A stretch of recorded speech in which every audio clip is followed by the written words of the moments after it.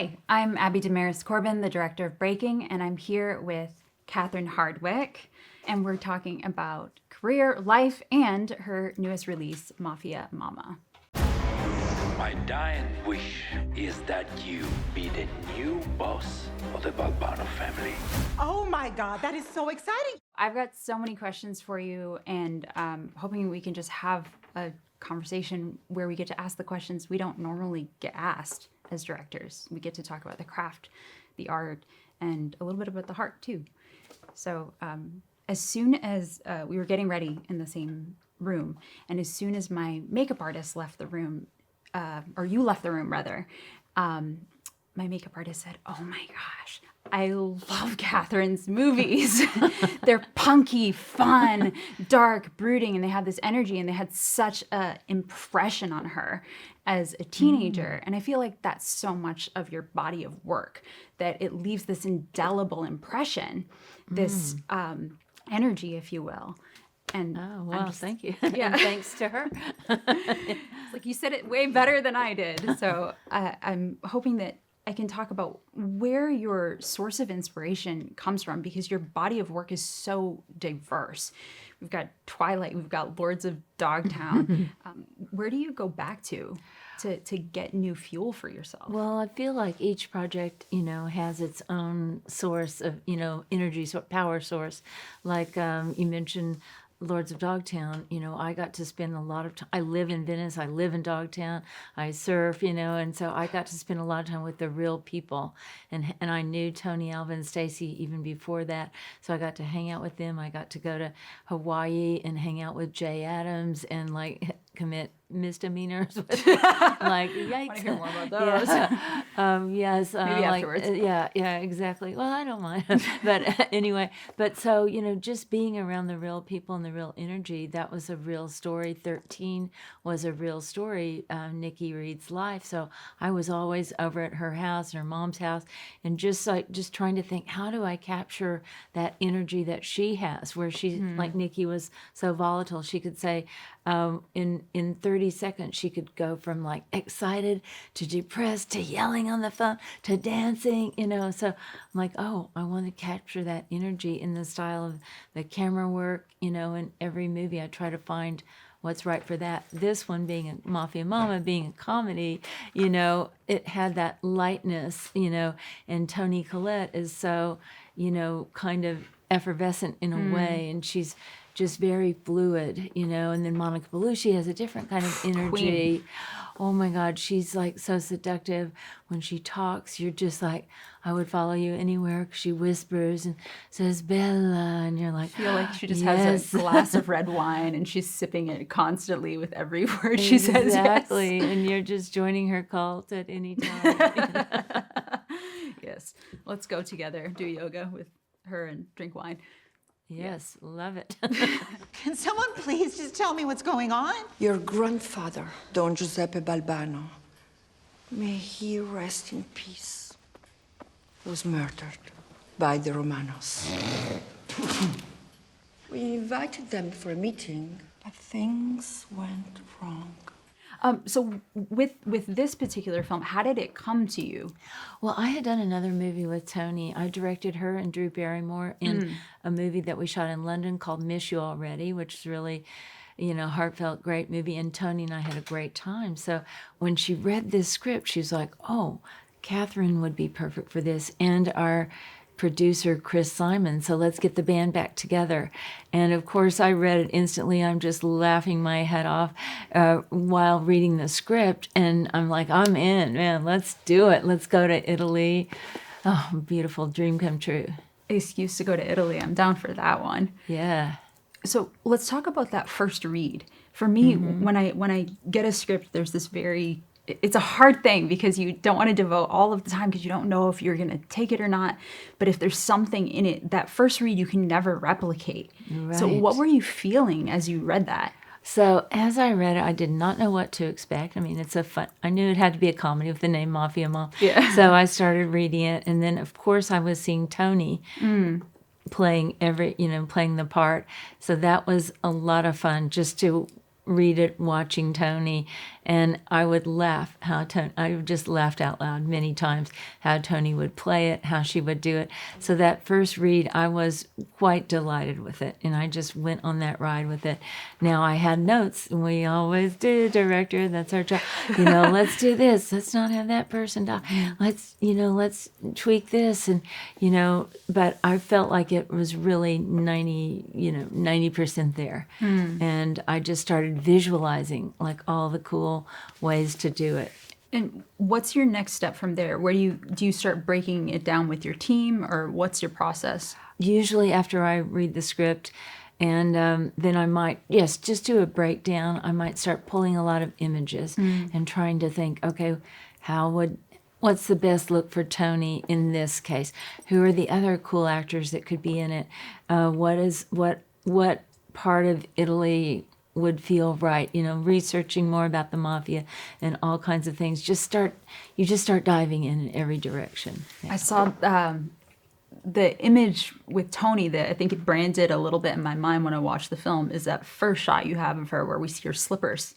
Yes. And we're coming up from her slippers, and then we see the oven, and you're teasing us out a little bit because we want to know, okay, like what's going on here. Then we get to her phone, and we know, of course, it's connected to the death, and then we meet Tony. Where did that introduction come from? Was that in the script, or was it something that you decided to? Well, that's interesting. It wasn't in the script exactly, but I was staying in Italy in a little funky, cool apartment right near the Piazza del Popolo, in Rome. I mean, Take me there, please. Yeah, fantastic. And then I'm thinking, I try to go and method direct, act out every scene myself and think how I'd want to see it. So I was in the little kitchen there, and I was like, opening my oven to take something out. And then I just thought, oh, what if she has like, funky looking slippers like I have on right now. That's really going to show an extreme contrast from Monica, who's very elegant and Dolce Gabbana gorgeousness. And then we suddenly look down and see these frumpy house slippers and then come up to the oven. So it was just kind of by acting it out, I came up with that idea. That's quite cool. And you see that contrast so much throughout the film with her. That's the arc of it. Can you talk a little bit about what it looked like to craft that arc with your actors? Well, it was interesting. Like a lot of times you can really build character and learn about character in the costume wardrobe fitting. So that was a big deal. How does she change? So Claudette Lilly, wonderful costume designer from Rome, she and I said, we're going to clean out almost the whole costume room and just make it all about Tony the couple days before she comes. So we had all the racks. Here's how she looks when she's back in LA, and it's, early, kind of more frumpy, more conservative. And then as she starts getting a little bit influenced and a little more influenced, and by the end, she's pretty damn glammed out, power, badass, And so I remember we just did an edit on all the racks, anything that didn't fit in, take it away, until you could actually just visually look at it and you could see the costumes, see how they changed, the colors changed, everything changed. Yeah. You do see that progression of her from basically the frumpy housewife to the Monica Bellucci-esque. Yes. Very much powerhouse, in charge. What was the interior life like building up? Do you work on that part of it with your actors, or are you more hands-off in that part and just inspire them with little tidbits here and there? What does that look like for you? Well, all along, with Tony, since I'd worked with her before, we were able to have some conversations about the script. Tony's very busy. She's always working on 50 million other things on different sides of the globe. But, when we I'm like, I want you as soon as you can. Come to Italy, come to Italy, come to Italy. We need you here. So as soon as we could get her, which I believe is about 2 weeks before shooting, I said, now it's intensive. That means the actor can actually stop concentrating on all their other projects or their kid's birthday or whatever. And actually now you're here. And that makes it real. And so during those 2 weeks, very intense, I had really scheduled it out that we're doing a stunt rehearsal, we're doing costumes, we're doing this, now another costume fitting, another backup rehearsal on that, rehearsal on the characters, acting rehearsals, chemistry stuff, so every minute was kind of booked. And during those 2 weeks, you really start feeling, little discoveries are made, and in each rehearsal was great with the actors. The Italian actors, we'd only Zoomed with them before. So suddenly they come in there with their own life force. And they're all very creative actors. And, with Tony, it was just like a joy to watch them pinging off each other and one-upping each other. Starts firing. Yeah. He's a hothead with a horrible temper. Just like Sonny, Who's Sonny? the Godfather. Oh, right, yeah. I never saw The Godfather. Non ha mai visto il padrino, mai! Ma da dove vieni? Ma come ti viene? Ma sei una mezza italiana, sei un balbano, io me ne vado. God. Okay, look, it's really hard to find 3.5 hours. So have you shot in Italy before? I did get to shoot one other movie in Italy, Oscar Isaac's first movie, Nativity. We shot in Matera, which is the oldest city in the world that's constantly inhabited because it's full of caves. And I even lived in a cave while we shot there. Lived in a cave. Yes. But it was kind of like a high-end cave decorated by like Architectural Digest. Yeah. Glamping. Yeah. What was it like working with the Italian crew?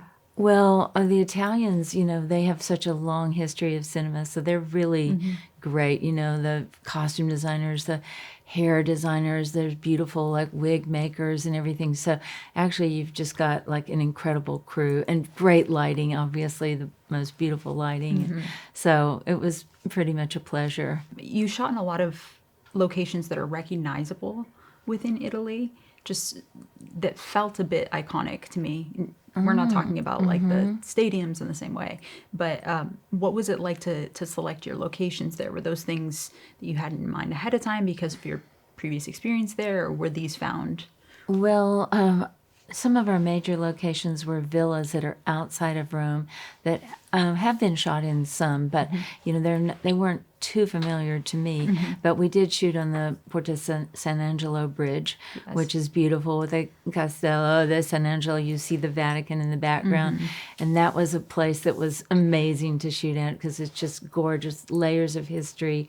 And the seagulls came out, and the seagulls seemed to have performed perfectly for our drone camera, so without any training. So Good job, guys. Yeah, I Let's mean, bring you back for another take. Italian seagulls kicking ass.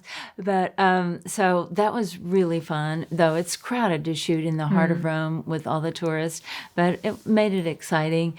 And then we also shot in neighborhoods and, some just iconic places. We shot in the little town Bracciano, which is on Lake Bracciano. That's where we did like the whole like chase sequence, the funeral and everything. And that's where Tom Cruise got married in that castle, which marriage? The most recent one. Okay. Yeah, to Katie.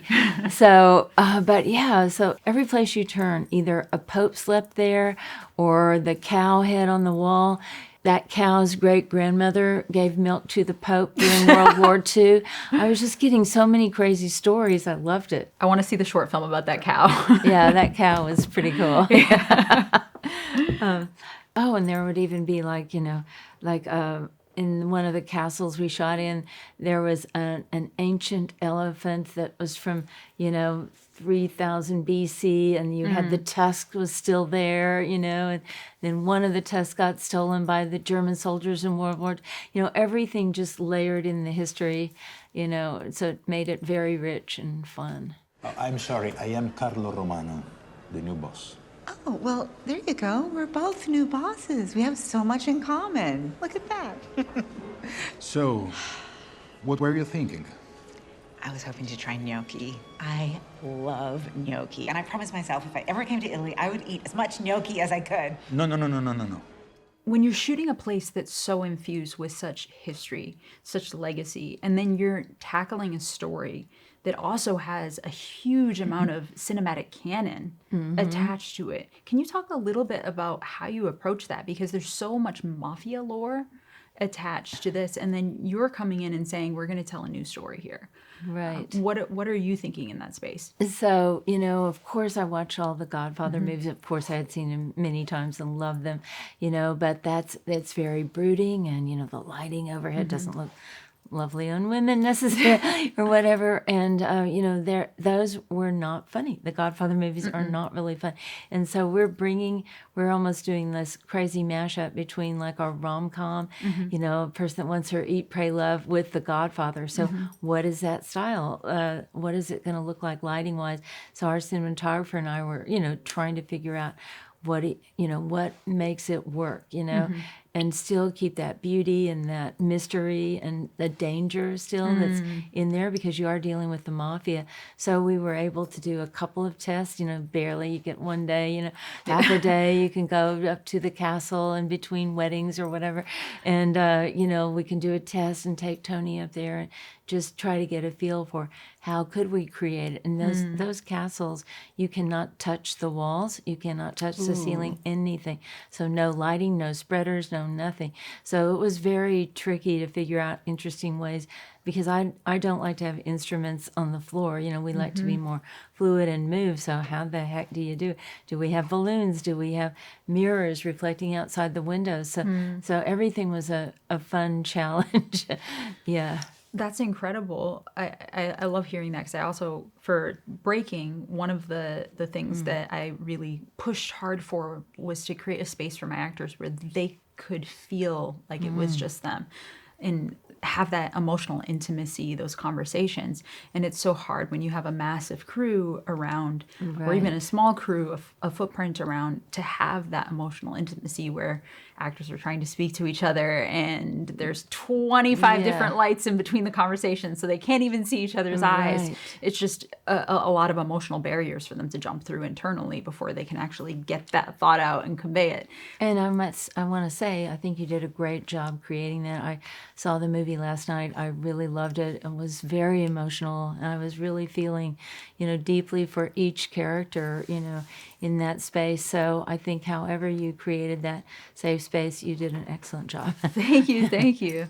It was an honor to work with those guys. I say guys, but John, Nikki Bahari, Selena Sleva, Michael Kay, all of them really strove for that kind of emotional intimacy. And we knew that if we were piercing the layers of the facade and getting to that level of humanity, we would be able to craft something real that would get under the skin and in a way that articulated the truth of the empathy that we need to have for each other. And one of the things that I appreciate with directors in conversations, how they go about that, because every film that we're designing and creating, we're creating something completely new from scratch. And yes, there's things we learn along the way, but to craft those relationships with different personalities, with people that come from all over the world with different points of view, to be able to do that is 100 decisions every single day. Right. Like, we can't touch the castle walls. So do we need a balloon? Like, what is that thing that's going to create that emotional intimacy?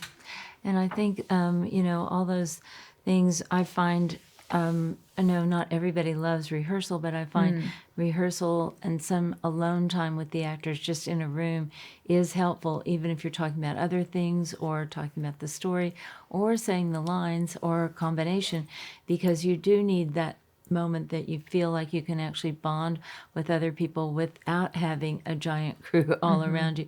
And that's something you can at least kind of go back and hold on to, those moments when we said it ourselves and we were talking and just playing and having that sense of play. And sometimes people do bring things, and sometimes that's challenging when somebody brings an idea to a character and it's not quite working.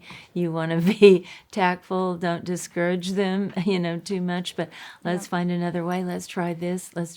We still want to keep them invested and excited about the project. But I found it's been very useful, the audition process for me. Chemistry reads famously with Rob Pattinson and Kristen. That was at my house. They met. Nikki Reed and Evan Rachel Wood met at my house, and and just in a very personal way, we were able to, just the three of us kind of bond and figure things out with nobody else around.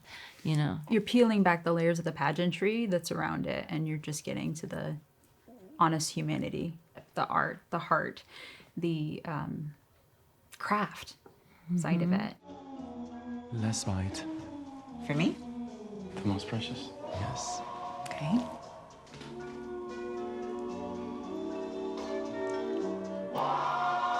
So, talking a little bit more about the craft of it, in working with your department heads, how are you specifically, you talked a little bit about costume, you talked a little bit about your process with your cinematographer, but I'm curious more about your production design as well. How are you crafting the arcs of your characters through your conversations with your Right. production designers? Well, I used to be a production designer, so of course I used to be an architect, production designer, so I love the art of production design. I love to usually start with a color palette, you know, maybe a different painting for each act sometimes, or for each sort of like group of characters. And I sometimes say, like, in this painting, if the color isn't here and in the same proportion, then it's not going to be in the movie. So I tell the, you know, prop master, costume designer, wardrobe, everybody, like, we're sticking to these kind of colors. And that immediately is a very simple way to just bring a unity and a harmony to anything that you do. But then the details, it's like if we are lucky enough to get to go see a character's house or their desk or their workspace, then it's just like super fun, because now you can just layer in all those details that made them who they are. Where did they get that lamp from, that trip to Turkey? Where did that come from? And why do they have those postcards? Now, a lot of times we don't have those scenes in movies. We didn't have too many scenes like that in this. So we have a villa that's giving you the history of this mafioso family, that they've been here. They want the prestige of having this beautiful villa. The villa's been there for 400 years. They haven't owned it the whole time. But, you know, they want that power, you know, and there's like a sense of power and status to have this place. So it's almost like new money, you know, like showing off, look what we can afford, you know. So what does the location tell you about for the story? And one location that was really fun is in Trastevere. That's where Lorenzo lives with his aunt. And that had so many layers because he wanted to be a pasta maker and his grandfather lived there. So we could just build in layers and layers of history into the set. Every time we were in his house, I felt like I just wanted to eat. Yes, right? Every time we're in there, and I know it's not because it's layered with pasta, though that's there, but I just felt like I could smell it and I wanted to eat. And there's like a fireplace and there's stove and everything cooking there. You really felt like Italy. Another thing I was curious about is it seems like you're redefining what it looks like to be mafia, to be mama, in this film.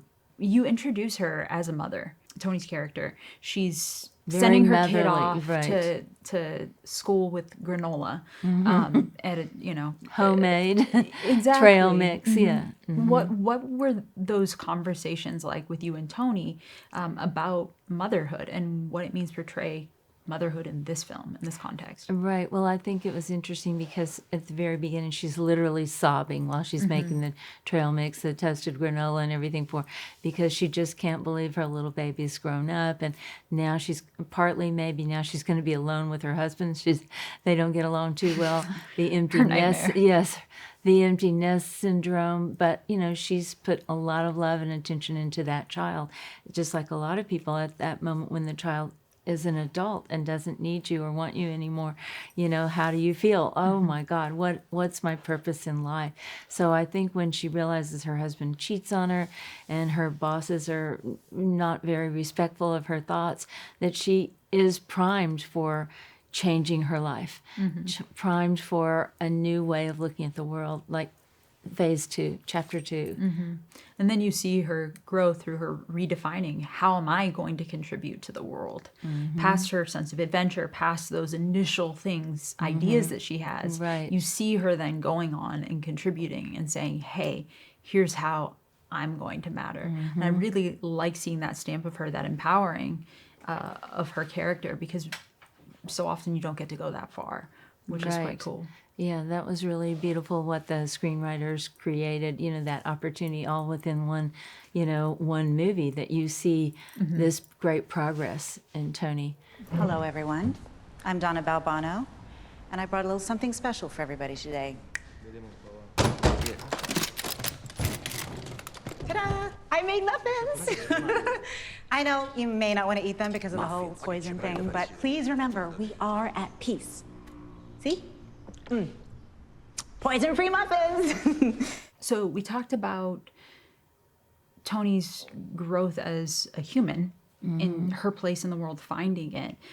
One thing that you're really not afraid of showing is her violence. Like, she goes after that guy with her shoe and just like hammers away at him. What was it like, and why did you make those choices? Well, I think that, in a way, Tony's life back in California, she was very repressed, and she was put upon by everybody and very passive. She let people pretty much walk all over. Her son is even rude to her. Her husband's rude to her and cheats on her. All of her bosses disrespect her ideas. So all that time, that has to go somewhere, that frustration, that anger that, everybody's dumping on you. No one appreciates you. So at this moment when this guy physically is trying to assault her, it explodes. I think her rage comes out, and it builds. And simultaneously, she's listening to the Zoom call with those same toxic male bosses. So every word they're saying is amplified by a real assassin assaulting her, and they're saying more like toxic comments. So the rage just builds, like a lifetime of being kind of overlooked and trampled on. It just comes out. And oh, does it come out? And of course, we have seen her before training in the Krav Maga class. So we know that she knows a few of these moves and physically has done some self-defense moves. And now when it bubbles over, and it's a life or death situation for her. The guy's going to kill her. So, she gets her revenge. And boy, was she fierce. Yeah. She went right after him. I mean, we didn't want to hold back. I thought, if we're going to go for it, let's go for it. Like some of the movies that I love that are comedies, they do not hold back. Hangover or Bridesmaids, they didn't stop. They didn't pull their punches. So I said, I need a prosthetic head made of the guy, the actor. I need a prosthetic, male genitals made, and we're going to go for it. Yeah, why hold back? Why hold back? She certainly had been holding back so much within her personal life, and this film is about her unfolding. What was informing the way that you approached a lot of your action sequences?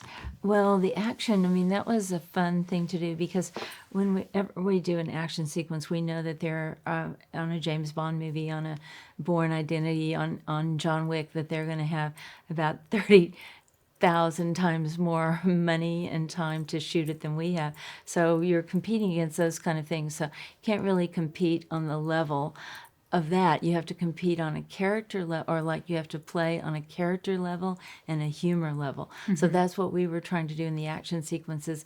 What would this person that's always been a people pleaser and always been quite meek, even as she's coming into her own, how would she react? How would elegant Monica react? How would the crazy, off-kilter cousin react, who's very unpredictable? And then you get to have fun within the character and the comedy, because we're never going to be, Russian arm zooming, from a helicopter to all the great things that Tom Cruise gets to do.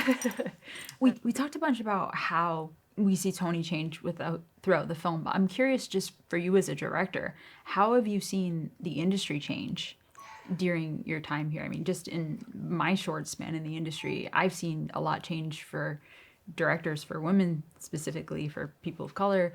But do you mind speaking to that just a little bit about how you've seen things change? Thank God that, a lot of people were brave to shine a spotlight on the disparity, the lack of inclusion, the lack of diversity over the years. And finally, people started listening and caring about it, And so, especially, I believe in the television world, it's really changed. We really see a lot more series directors that are women, people of color. It's a huge change, enormous. Features still have a long way to go to catch up, I think, as we can see by the statistics this year, that we've gone bit backwards in features. We still didn't have any nominees, women nominated for Best Director or anything. But, one step forward, a few steps back, but hopefully we are going to keep moving forward, and the more, chances that people take on somebody like you making a beautiful movie you did. You know, we can just hope that gives the next person a chance. You got to direct these wonderful actors. They worked with you. They had a good experience. Hopefully their next time that they get offered something from a female director, they'll say yes. Not like an immediate, this should be a guy directing it, which has happened to me before. You know, even after the success of Twilight, certain movies that I was interested in, well, we really think a man should direct this, you know, but as we start breaking down those barriers and more men and A-list actors work with women directors, hopefully it won't be such a challenge. I'm hoping that moniker comes off at some point, that it's no longer a woman Yeah. director, and it's just director. I went to this Woman in Film Oscar celebration last evening and saw, I wasn't sure what to expect because I haven't been a part of all of these women in film things before. I was so moved to see so many artists that were women celebrated in one space. I had no idea. I work with men. I love the men that I work with. I love the women that I work with. I love people that I work with. It's such a privilege as a director to bring out the best of your team and to work with such incredible artists. But there's something that happened in my soul when I saw that many women on stage together being celebrated for their artistry, for their nominations. And I cried because it was just a celebration of pure art, and it was artists from every part of the world, from the Netherlands, from Africa, and creating all different kinds of art. You see Ruth Carter, who's just this Amazing iconic costume yeah. designer, celebrated for the deep dive of craft that she's done on her work, and it just gave me such a feeling of hope for. It's been such a incredible thing to be able to design, to be able to direct, to be able to talk with creatives who are doing the same. But it was just a hopeful thing because it was yeah, exciting. yeah. Well, thank you for this conversation. Yeah, it's great. really been a joy to get to know you more, to talk with you about your art, your craft, your approach. And I'm just looking forward to many more conversations with you. Super fun, you too. Yes.